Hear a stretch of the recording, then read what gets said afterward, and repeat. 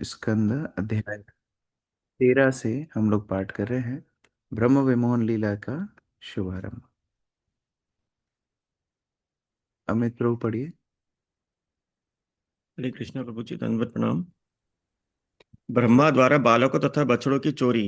इस अध्याय में ब्रह्मा जी द्वारा ग्वाल बालों तथा बछड़ों के चुराने के प्रयास के वर्णन के साथ ही ब्रह्मा जी के मोहित होने तथा मोह के हटने का वर्णन हुआ है।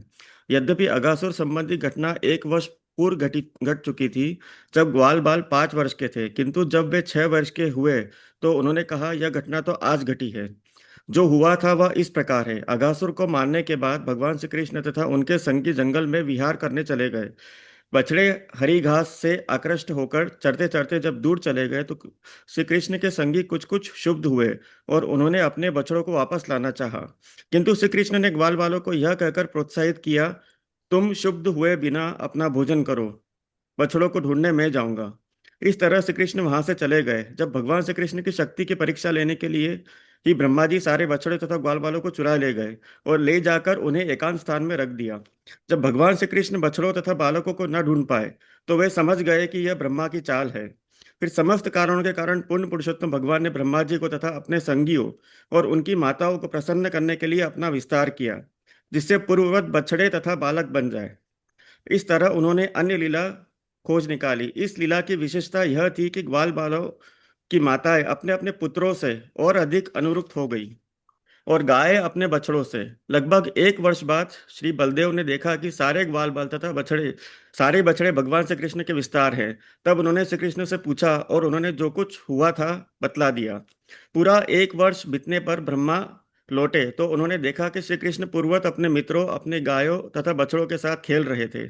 तब श्री कृष्ण ने सारे बछड़ों तथा ग्वाल बालों को नारायण के चतुर्भुज रूप में प्रदर्शित प्रदर्शित किया।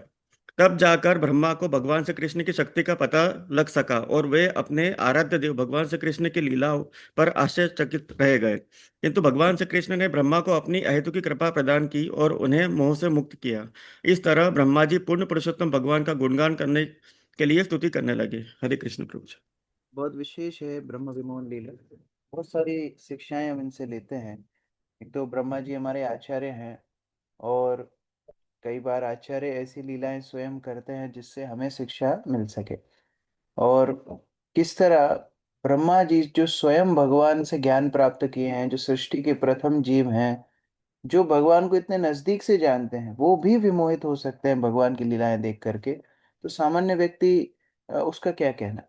इस तरह से भगवान की असीम शक्तियों का वर्णन इस अध्याय में होता है। कैसे भगवान स्वयं विस्तार करते हैं और खूब सारी विष्णु मूर्तियों का दर्शन ब्रह्मा जी अलग अलग शाखाओं में करते हैं। ये सारी शिक्षाएं इस अध्याय में हैं। और अगले अध्याय में ब्रह्मा जी की सुंदर प्रार्थनाएं हैं, बहुत सुंदर प्रार्थनाएं ब्रह्मा जी भगवान को। श्रीशुक उवाच साधु पृष्ठं महाभागा त्वया भागवतोत्तम यन्नूतनस्य शृण्वन्नपि कथां मुहुः। अक्रूर प्रभु।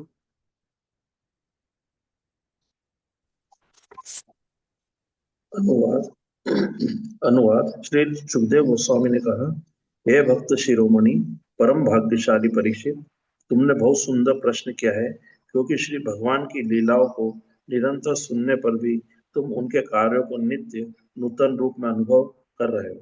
हरे कृष्ण। यद्यपि पुरानी बातें हैं, जो हो चुका है, बीत चुका है, उसका वर्णन सुन रहे हैं, लेकिन वो नित्य नवीन लगती हैं। जैसे ही हम भगवान की लीलाएं सुनते हैं, ऐसा लगता है वो लीलाओं में हम भाग ले रहे हैं। तो उनको हमेशा नवीन नवीन रस की अनुभूति भक्त को श्रवण के माध्यम से होती है। विपिन प्रभु। तात्पर्य। कृष्ण भावनामृत में उन्नत हुए बिना श्री भगवान की लीलाओं का निरंतर श्रवण कर पाना कठिन है। नित्यम नवन वायमानम। यद्यपि अग्रगण्य भक्त श्री भगवान के विषय में वर्षों तक निरंतर श्रवण करते हैं, फिर भी उन्हें ये कथाएं नित्य नूतन लगती हैं। अतः ऐसे भक्त भगवान श्री कृष्ण की लीलाओं का श्रवण करना त्याग नहीं सकते। प्रेमांजन छुरित भक्ति विलोचनेन संतः सदैव हृदयेषु विलोकयन्ति। संतः शब्द उस व्यक्ति के लिए आया है जिसमें कृष्ण प्रेम उत्पन्न हो चुका है। यम श्याम सुंदर सुंदरम अचिंत्य गुण स्वरूपम गोविंदा आदि पुरुषम तम हम भजामि ब्रह्म संहिता। इसीलिए परीक्षित महाराज को भागवतोत्तम अर्थात भक्तों में सर्वश्रेष्ठ कहकर संबोधित किया गया है, क्योंकि भक्ति में अत्यंत उन्नत हुए बिना अधिकाधिक श्रवण करने का आनंद अनुभव नहीं हो सकता और कथाएं नित्य नूतन नहीं लग सकती। तो जो भक्ति में बहुत उन्नत हैं उनके अंदर ये दो सिम्टम्स दिखेंगे। सबसे पहले वो बहुत लंबे दीर्घ काल तक श्रवण करने में भी आनंद अनुभव करेंगे, वो कभी थकेंगे नहीं। 4 घंटे हो, 5 घंटे हो, 5 दिन हो, 10 दिन हो, पूरा साल हो, जितना उनको श्रवण करने का मौका मिलेगा उतना ही उनको आनंद लगेगा। और दूसरा, यद्यपि कथाएं उन्होंने सुनी होंगी, बार बार वही कथाओं सुनने पर भी उन्हें हमेशा नया नया नया नया अनुभव लगेगा। तो ये दोनों दोनों भक्ति की उन्नति के लक्षण हैं। कई बार ये प्रश्न होता है कि हम कैसे पहचाने कि हम भक्ति में उन्नति कर रहे हैं कि नहीं। ये दो लक्षण बताए गए, एक तो दीर्घ काल तक श्रवण करने में आनंद होगा और दूसरा वो कथाओं को श्रवण करके उनको नया नया अनुभव महसूस होगा। सतामयं सारभृतं निसर्गो यदर्थवाणी श्रुतिचेतसामपि प्रतिक्षणं नव्यवदच्युतस्य यत् स्त्रिया विटानाम् इव साधु वार्ता। शोभा माता जी।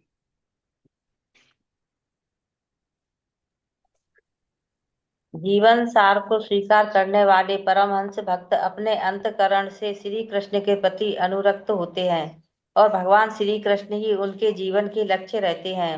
प्रतिक्षण श्री कृष्ण की ही चर्चा करना उनका स्वभाव होता है। मानो ये कथाएं नित्य नूतन हो, वे इन कथाओं के प्रति उसी तरह अनुरक्त रहते हैं जिस तरह भौतिकवादी लोग स्त्रियों तथा विषय वासना की चर्चाओं में रस लेते हैं। हरे कृष्णा। जो भौतिक अनुरक्त है, जो भौतिकवादी है, वो हमेशा वासनाओं के विषय में सोचते हैं। वो जो वस्तु देखता है उसको वासनाओं का, भोग प्रवृत्ति का चिंतन होता है। उसी तरह भक्त, ये उदाहरण से क्यों समझना आसान है, क्योंकि भौतिक बद्ध अवस्था में ये सभी का अनुभव होता है कि कहीं भी जाते हैं, कुछ भी काम करते हैं, भौतिक वासनाएं बड़ी प्रबल होती हैं। तो उसी तरह प्रतिक्षण कृष्ण का ही अनुभव हो, कृष्ण का ही मन में चिंतन हो, कृष्ण की कथा सुनने में उनको रस मिले, ये शुद्ध भक्तों का, परमहंस भक्तों का लक्षण है। ब्रजेश प्रभु बात करिए। सारभृताम का अर्थ है परमहंस। हंस दूध तथा पानी के मिश्रण में से दूध ग्रहण कर लेता है और जल को अस्वीकार कर देता है। इसी तरह जो व्यक्ति आध्यात्मिक जीवन तथा कृष्ण भावनामृत स्वीकार कर लेते हैं और श्री कृष्ण को हर एक के प्राणधार समझते हैं, वे स्वभावतः क्षण भर के लिए भी कृष्ण कथा का परित्याग नहीं कर सकते। ऐसे परमहंस सदैव अपने अंतकरण में श्री कृष्ण का दर्शन करते हैं। संतः सदैव हृदयेषु विलोकयन्ति ही। काम, क्रोध तथा भय इस भौतिक जगत में तो सदैव बने रहते हैं, किंतु आध्यात्मिक या दिव्य जगत में इनका उपयोग श्री कृष्ण के लिए किया जाता है। कामम कृष्णम कर्मार्पणे। अतः एव परमहंसों की यही अभिलाषा रहती है कि वे सदैव श्री कृष्ण के लिए कर्म करें। क्रोधम भक्त द्वेषी जने। वे क्रोध का उपयोग अभक्तों के विरुद्ध करते हैं और भय को कृष्ण भावनामृत से विचलित होने के भय में रूपांतरित करते हैं। इस तरह परमहंस भक्त का जीवन पूर्णतः श्री कृष्ण के लिए प्रयुक्त होता है। जिस तरह भौतिक जगत में लिप्त व्यक्ति का जीवन एकमात्र स्त्री तथा धन के लिए होता है, भौतिकवादी व्यक्ति के लिए जो दिन है वही आध्यात्मिक के लिए रात है। भौतिकवादी के लिए जो मधुर है अर्थात स्त्री तथा धन, वही आध्यात्मिक के द्वारा विष माना जाता है। संदर्शनम विषय संदर्शनम विषय नाम मथ योषिताम च हा हंत हंत विष भक्षणो तो अप्य साधु। श्री चैतन्य महाप्रभु का आदेश है, परमहंस के लिए श्री कृष्ण ही सर्वस्व है, किंतु भौतिकवादी के लिए स्त्रियां तथा धन ही सब कुछ है। हरे कृष्ण। तो अगर भक्त के हृदय में कुछ अनर्थ भी होंगे तो उनको भगवान की वो सेवा में लगाए। काम वासनाएं हैं तो वो काम वासना भगवान की सेवा में, अर्थात अगर मेरे अंदर प्रबल इच्छा है कुछ प्राप्त करने की, भगवान की सेवा में उसको मैं अर्पण करूंगा। क्रोध है, जो भगवान के भक्तों के द्वेषी हैं उनके ऊपर क्रोध को इस्तेमाल करूंगा। इस तरह हर वस्तु को भगवान की सेवा में भक्त लगाता है। और जो वस्तुएं भौतिक रूप से बड़ी आकर्षक होती हैं, भक्त के लिए वो बड़ी घृणास्पद होती हैं, क्योंकि वास्तव में उसकी रुचि है भगवान की कथा श्रवण में, उनके नाम गायन में। शुश्रूषवा वही तो राजन गुह्यमपि अपि गुह्यं वदामि ते, ब्रूयो स्निग्धस्य शिष्यस्य गुरवो गुह्यमपि उत। गरिमा माता जी। हरे कृष्णा प्रभु जी। हे राजन, मेरी बात ध्यान पूर्वक सुने। यद्यपि भगवान की लीलाएं अत्यंत गुहा है और सामान्य व्यक्ति उन्हें नहीं समझ सकता, किंतु मैं तुमसे उनके विषय में कहूंगा, क्योंकि गुरुजन विनीत शिष्य को गुहा से गुहा तक तथा कठिन से कठिन विषयों को भी बता देते हैं। हरे कृष्ण। कि जैसे जैसे भगवान की आयु बढ़ रही है, वैसे वैसे लीलाएं और गूढ़ और आ, ज्यादा गहरी होती जा रही हैं। और सुखदेव गोस्वामी परीक्षित महाराज को बोल रहे हैं, क्योंकि आपकी जिज्ञासा, आपकी आसक्ति, आपकी उत्साह कृष्ण कथा में इतना है, मैं आपको सारी लीलाएं आपको बताऊंगा। स्निग्धस्य शिष्यस्य गुरुवो गुह्यम अपि उतः।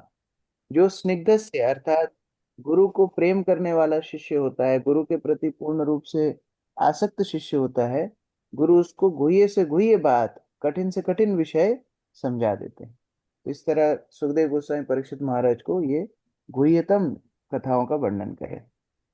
तथागवदनान् मृत्यो रक्षित्वा वत्सपालकान् सरित्पुलिनम् आनीय आनीय भगवान् इत्थाब्रवीत्। प्रवृत्त राधा कीर्ति बोलेगी।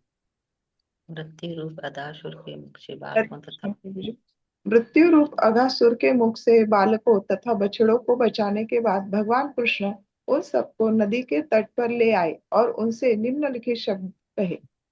बगासुर को मारा, लेकिन आज लंच नहीं हुआ था। लंच का क्रम तो आपको पता ही है, कैसे भगवान की योग माया शक्ति असुरों को इसी तरह शेड्यूल करती थी कि भगवान असुर को मारेंगे तब तो लंच होगा, नहीं तो खेल चलता ही रहेगा। तो अभी बगासुर का वध किया। अब यमुना के तट पर आने के बाद भगवान का पुलिन भोजन अर्थात लंच चालू हो रहा है। अहो तिरिम्यम पुलिनम व्ययस्य स्वकेलिसम्पन् मृदुलोच्छबालुकम् स्फुटत्सरोगन्धहृतालिपत्रिका ध्वनि प्रतिध्वानलसद्रुमाकुलम्। गायत्री माता जी।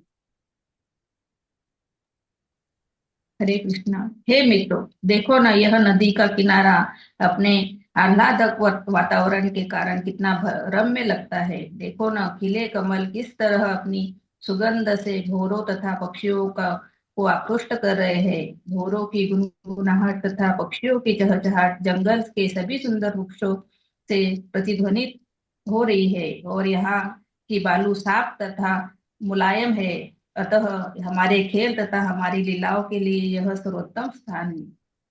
हरे कृष्ण। प्रतिभा माता जी तात्पर्य।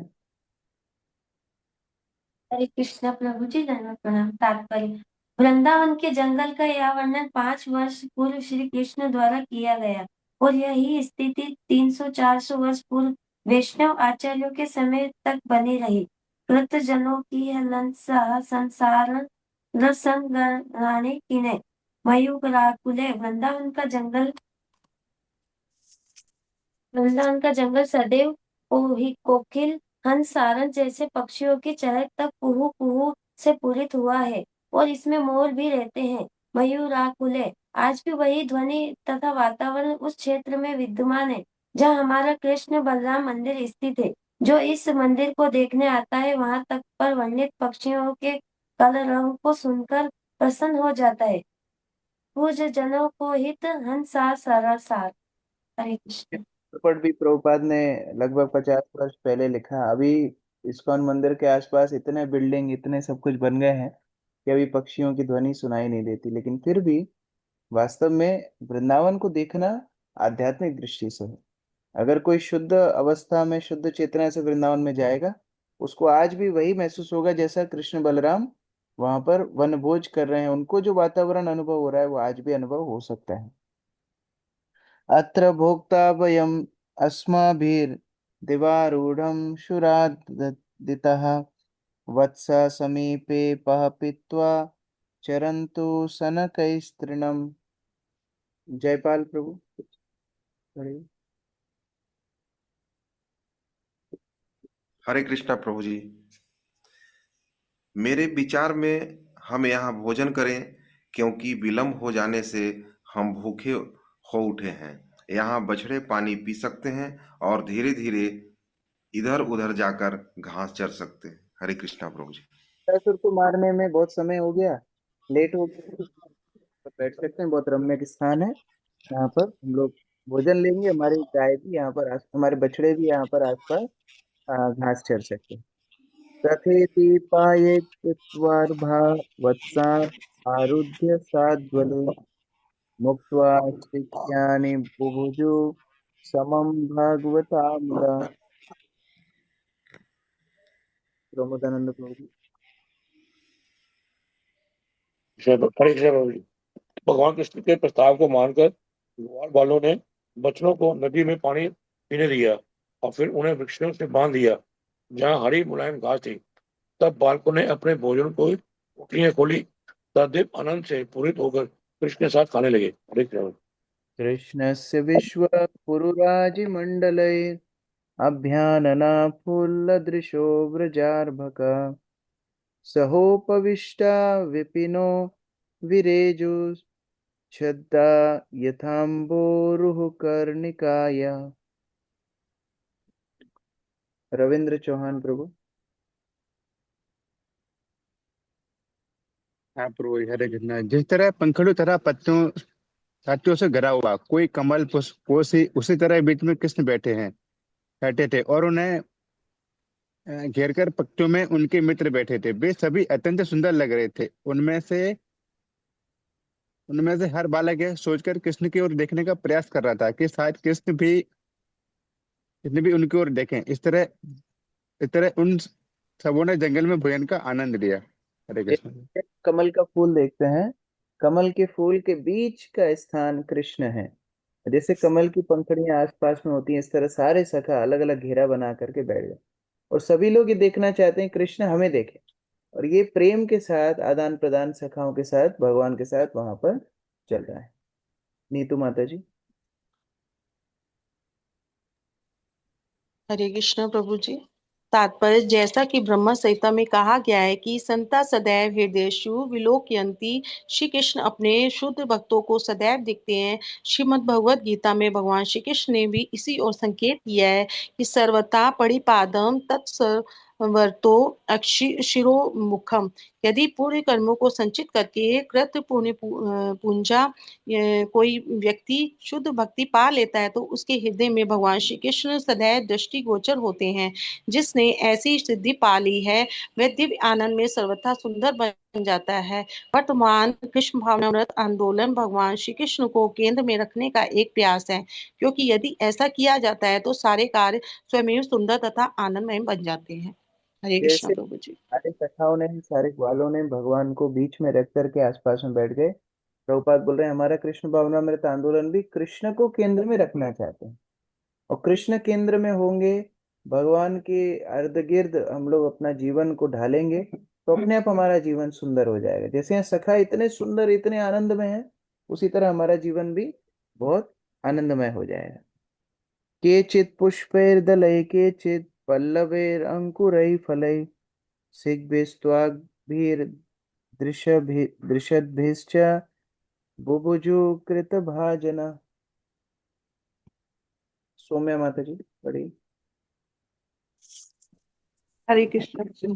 ग्वाल बालों में से किसी ने अपना भोजन फूलों पर, किसी ने पत्तियों, फलों या पत्तों के गुच्छों पर, किसी ने वास्तव में ही अपनी डालियों में, तो किसी ने पेड़ की ही खाल पर तथा किसी ने चट्टानों पर रख लिया। बालकों ने खाते समय इन्हें ही अपने प्लेटें थालियां मान लिया। वो स्थान अभी भी है। हम लोग जब ब्रह्मांड घाट जाते हैं तो भोजन थाली या भोजन स्थली नाम का स्थान पे हम लोग सब भक्त लोग मिल करके गए थे। तो कई भगवान के सखागण वो जमीन पे ही रख देते थे, कभी कोई चट्टान पे रखते थे, कभी कोई पत्तों, ये सब उनकी प्लेट होती थी। और जो जो पोटली में लाते थे वो बिछा करके एक साथ खाते थे। सर्वे मिथो दर्शयन्ता स्वसा भोज्या रुचिं पृथक् हसन्तो हास्यन्तश्च भयवज्रहु सहेश्वरा। यमुना रानी माता जी। आप गए नहीं गोवर्धन इको विलेज? नहीं प्रभु जी, अभी प्रभु जी को छुट्टी नहीं मिल रही इसलिए। जीवन प्रभु की दीक्षा है। वो 11 साल से वो इस उन्होंने सनातन स्वामी महाराज से एस्पायर कर रहे हैं, 11 साल से प्रतीक्षा कर रहे थे। तो 11 साल बाद आज उनका नंबर लगा है। मैं उनको बोल रहा था प्रभुपाद ने भी 11 साल वेट किया, आपने भी 11 साल वेट किया दीक्षा के लिए। तो आज सेफरन भी ले रहे हैं, सेफरन ड्रेस भी ले रहे हैं, दीक्षा भी ले रहे हैं।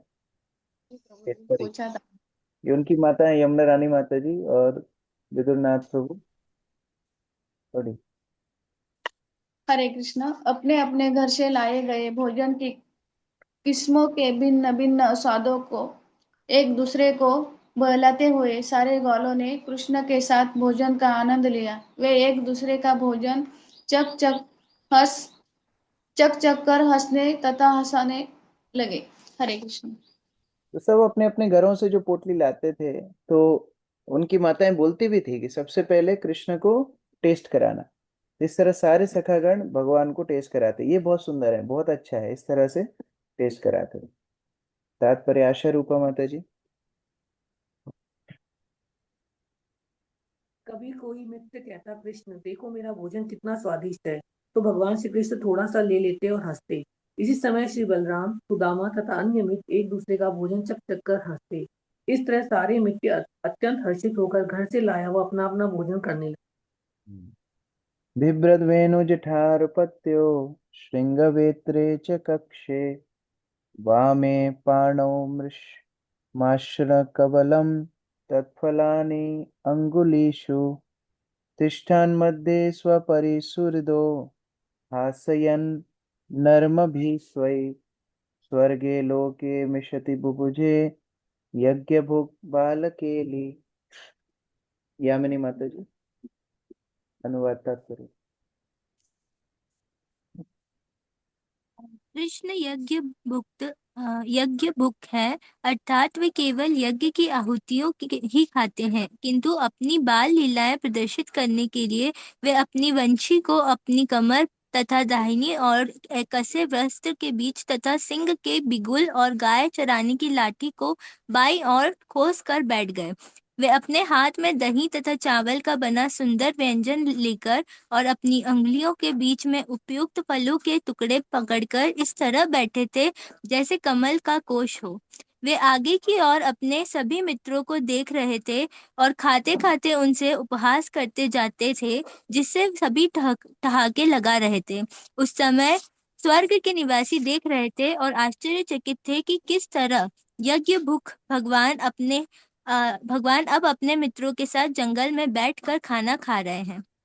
तात्पर्य: जब कृष्ण अपने मित्रों के साथ बैठकर खाना खा रहे थे, तो एक भौरा उड़कर खाने में हिस्सा बांटने के लिए वहां आ गया और इस पर कृष्ण ने उपहास किया, तुम मेरे ब्राह्मण मित्र मधुमंगल को तंग करने क्यों आए हो? क्या उस ब्राह्मण को मारना चाहते हो? यह अच्छी बात नहीं। खाते समय ऐसे परिहासपूर्ण शब्द बोलने से सारे बालक हंस रहे थे और खूब आनंद ले रहे थे। इस प्रकार स्वर्ग के निवासी चकित थे कि जो भगवान केवल यज्ञ में अर्पित भोजन करते हैं, वे अब किस तरह सामान्य बालक की तरह अपने मित्रों के साथ जंगल में भोजन कर रहे हैं। बहुत सुंदर रूप से वर्णन कर रहे हैं कैसे भगवान अपने वनभोज कर रहे हैं। हाथ में उनके थोड़ा दही चावल है और ऐसे उंगलियों के बीच में एक एक फल फंसा रखा है। कई बार बच्चे ऐसा करते हैं, कोई रिंगर्स अपनी उंगली उंगली में फंसाते हैं, फिर एक एक करके खाते हैं। तो अलग अलग उंगलियों के बीच में एक एक फल उन्होंने दबा रखे हैं और अपने सखाओं के साथ अलग अलग मैत्रीपूर्ण आदान प्रदान कर रहे हैं, हंस रहे हैं। कोई सखा अपने हाथ से खिला रहा है, कोई अपनी प्लेट से उठा खिला रहा है। तो स्वर्ग के निवासी भी आश्चर्य करने लगे कि जो भगवान यज्ञ भूख अर्थात केवल यज्ञ के माध्यम से, ब्राह्मणों के शुद्र मंत्र उच्चारण आहुतियों के माध्यम से आहार लेते हैं, ऐसे भगवान बिना कोई नियम, बिना कोई कोई वहां पर नियमावली नहीं है, कोई वहां पर अनुष्ठान नहीं है, सखागण अपने हाथ से भगवान को खिला रहे हैं, भगवान खाते जा रहे हैं। इस तरह से ये बड़ी मनोरम लीला।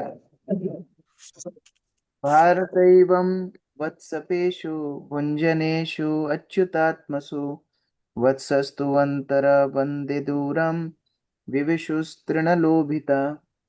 आकर्षणी माता जी। हे महाराज परीक्षित, एक और जहाँ अपने हृदय में कृष्ण के अतिरिक्त अन्य किसी को न जानने वाले ग्वालवाल जंगल में भोजन करने में इस तरह व्यस्त थे, वहीं दूसरी ओर बछड़े हरी घास से ललचाकर दूर घने जंगल में चरने निकल गए। हरे तो कृष्ण वो जी। तो करने के लिए आते थे, उनका तो एकमात्र उद्देश्य था कृष्ण के साथ समय व्यतीत करना है। तो बछड़ों को चरने के लिए छोड़ा और यहाँ इतने रम गए भगवान के साथ आदान प्रदान करने में, बछड़े चरते चरते दूर जंगल में चले गए। तो जब ध्यान आया तब ग्वाल वालों ने भगवान को बुला रहे, बछड़े बहुत दूर चले गए, कृष्ण संबोधन कर रहे हैं। तन दृष्ट्वा भय संत्रस्तान पूछे कृष्णोस्य भी भयम मित्राणि आसन मा विरमते अन्येष्ये वत्सकानहम्। भूमिका माता जी। जब कृष्ण ने देखा कि उनके ग्वाल बाल मित्र डरे हुए हैं, तो भय के भी भीषण नियंता उन्होंने उनके भय को दूर करने के लिए कहा, मित्रों खाना मत बंद करो, मैं स्वयं जाकर तुम्हारे बछड़ों को इसी स्थान में वापस लाए दे रहा हूँ। तात्पर्य, कृष्ण की मैत्री होने पर भक्त को कोई भय नहीं रह जाता। कृष्ण परम नियंता है, यहाँ तक कि वे मृत्यु के भी नियंता है, जो इस जगत के लिए परम भय है। भयम द्वितीया भिनिवेशता स्यात्। यह भय कृष्ण भावनामृत के अभाव के कारण उदय होता है, अन्यथा भय हो ही नहीं सकता। जिसने कृष्ण के चरण कमलों में शरण ले रखी है, उसे इस भय रूपी जगत में कुछ भी भयावह नहीं है। भवान भवान बुधिर्वत् सपदम परम पदम पदम पदम यत विपदम नातेषाम। भवान बुद्धि अर्थात भय का भौतिक सागर परम नियंता की कृपा से आसानी से पार किया जा सकता है। इस भौतिक जगत में पग पग पर भय तथा विपदा है, पदम पदम यत विपदाम। किंतु जो लोग भगवान कृष्ण के चरण कमलों में शरणागत हैं, उनके लिए ऐसा नहीं है। ऐसे व्यक्ति यह इस भयावह जगत से मुक्त कर दिए जाते हैं। समाश्रिता ये पद पल्लव प्लवम महत पदम पुण्य यशो मुरारे भगवान भवान बुधिरत्व रत्स्व पदम परम पदम पदम पदम यत विपदम नातेषाम। अतएव हर व्यक्ति को चाहिए कि निर्भीकता के स्रोत भगवान की शरण ग्रहण करे और इस तरह सुरक्षित। तो सारे सखागणों को डर लगा कि अरे ये बछड़े कहाँ गए। तो भगवान उनको आश्वासन दे रहे हैं, जो स्वयं भय को भी भयभीत करने वाले हैं। चिंता मत करो, मैं ढूंढ करके लाता हूँ, अपना भोजन आप करते रहो। प्रभुपाद बोल रहे हैं, जहाँ कृष्ण चेतना है वह डर का कोई भी स्थान नहीं। डरता कौन है? जिसको भगवान का आश्रय नहीं है। इस प्रकार भगवान के चरणों का जो आश्रय ले रखे हैं, उनके लिए कोई भी खतरा नहीं।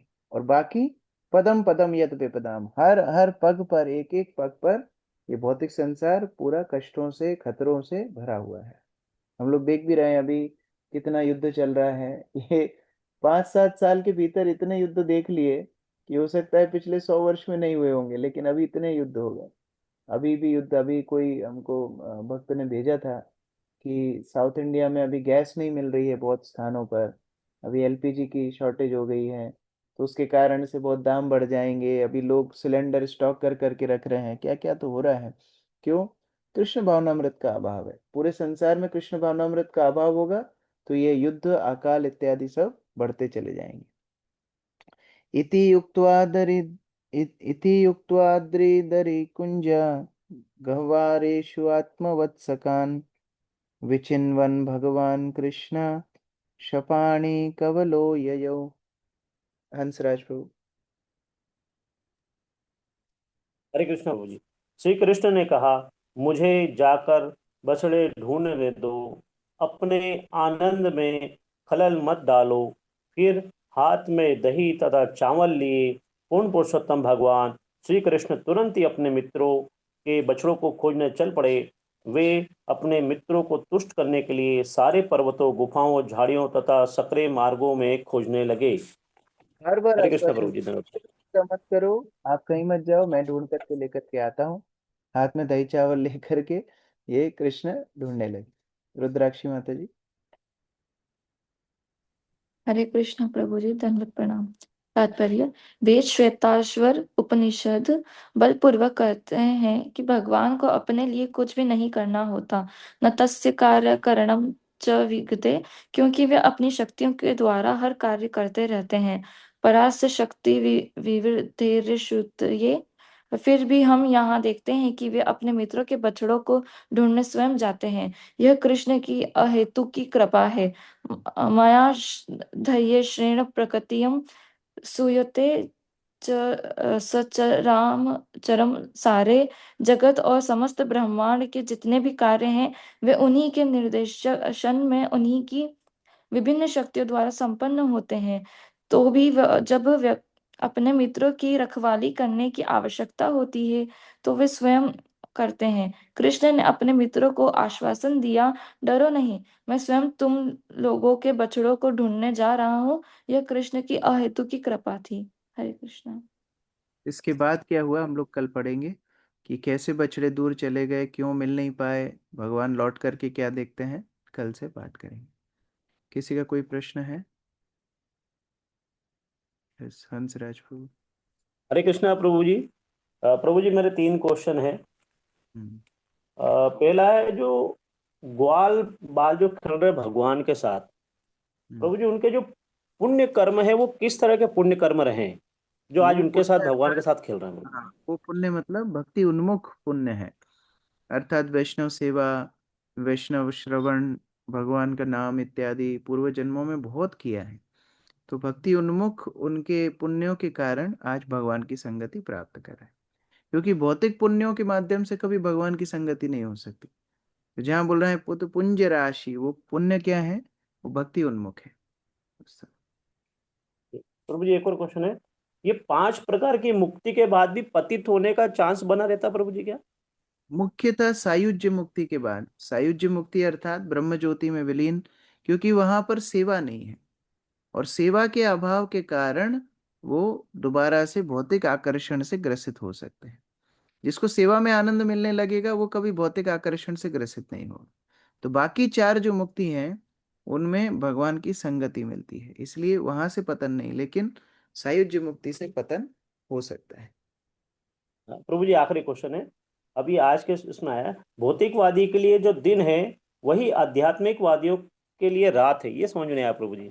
गीता में भगवान ये उदाहरण देते हैं, जो भौतिकवादी के लिए रात है वो योगी के लिए दिन है, जो योगी के लिए रात है वो भौतिकवादी के लिए दिन है। अर्थात एक तो हमारा इसका मतलब ये भी हो सकता है, भक्त लोग उठ जाते हैं 3 बजे, तो 3 बजे लोग सोने के लिए जाते हैं, तो ये तो एक बाह्य कारण हो गया। लेकिन आध्यात्मिक इसका दृष्टिकोण या आंतरिक दृष्टिकोण ये है कि जो चीजों में भौतिकवादी लोग बहुत उत्साह दिखाते हैं वो चीजों में भक्त लोग उत्साहित नहीं रहते, वो उनके लिए रात। और जो चीजों में भक्त लोग बहुत उत्साह दिखाते हैं, अरे महाराज आ रहे हैं, अरे कथा होने वाली है, अरे कीर्तन होने वाला है, भौतिकवादी लोग बोलते हैं अरे तुमको क्या है, इसमें क्या आकर्षण है। तो इस तरह उन लोगों को ये चीज समझ में नहीं आती। तो ये दोनों में अंतर। थैंक यू प्रभु जी। हरे कृष्णा, धन्यवाद प्रणाम। जय राधा मदन मोहन। हरे कृष्णा प्रभु जी, धन्यवाद प्रणाम।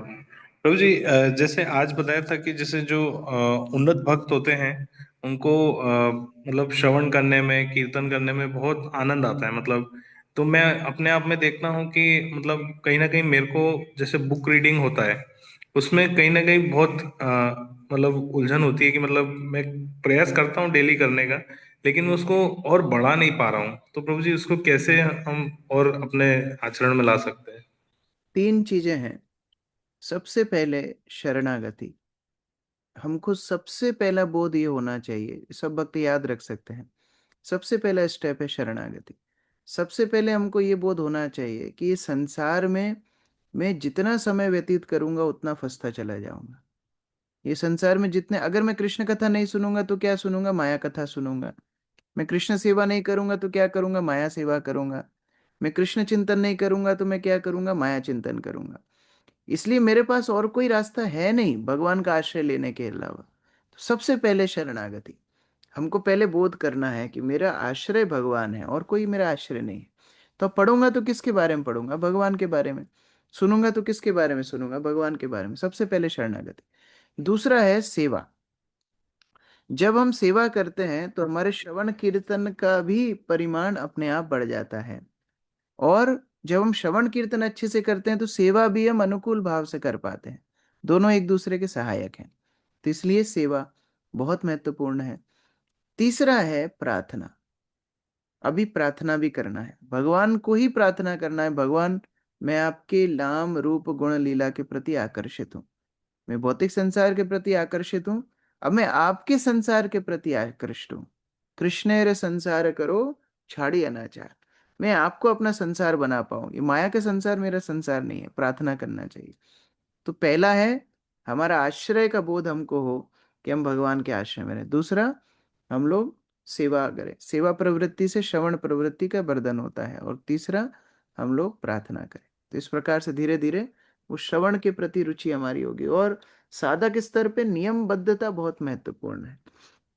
हो सकता है किसी दिन रुचि हो, किसी दिन ना हो, या महीनों महीनों तक रुचि ना आए, फिर भी नियमबद्धता, प्रतिदिन मैं पढ़ूंगा, प्रतिदिन मैं भगवान के संगति करूंगा उनकी कथा और नाम के माध्यम से। तो जब नियमबद्धता रहेगी, अपने आप वो regularity will turn into attraction, वो आकर्षण होने लगेगा। थैंक यू सो मच प्रभु जी। हरे कृष्णा, धन्यवाद, प्रणाम। रुद्राक्षी माता जी। हरे कृष्णा प्रभु जी।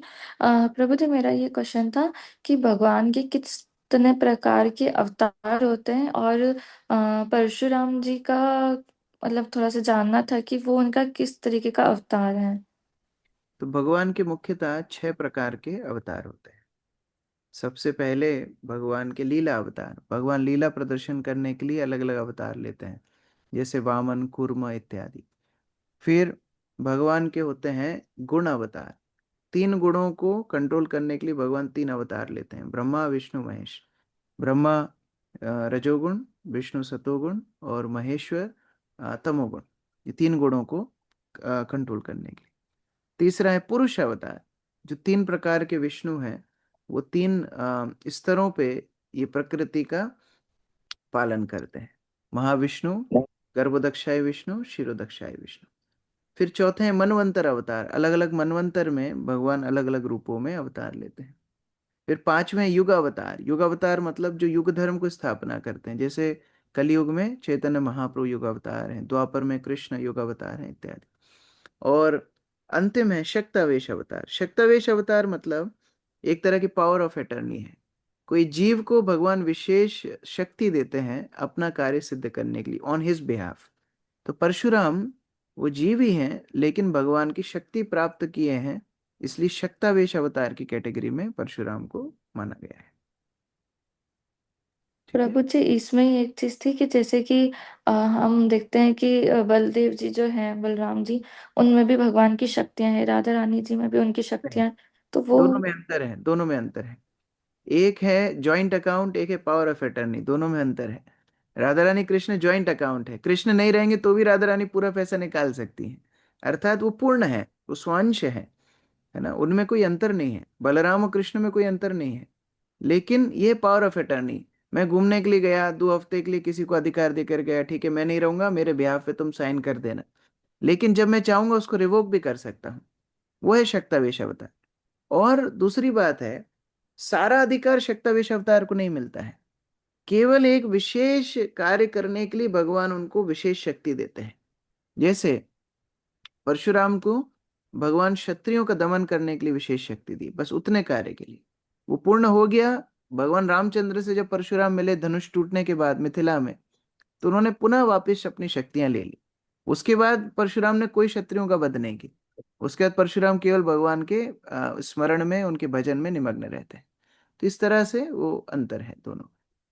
ठीक है, रोहित प्रभु।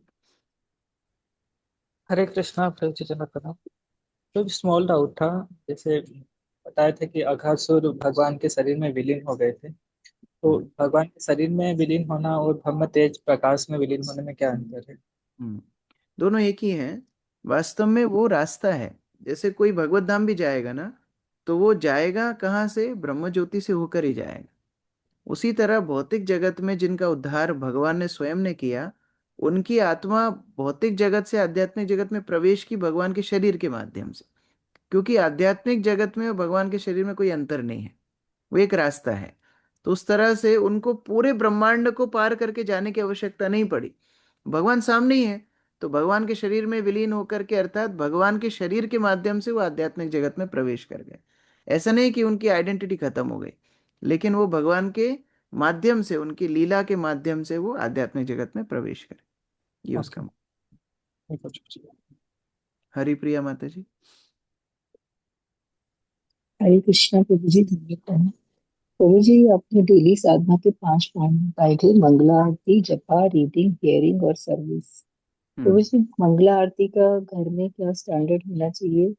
और दूसरा, सर्विस जो मंदिर नहीं जा पाते या नहीं जाते हैं, तो उनके लिए सर्विस का घर में क्या वो होना चाहिए?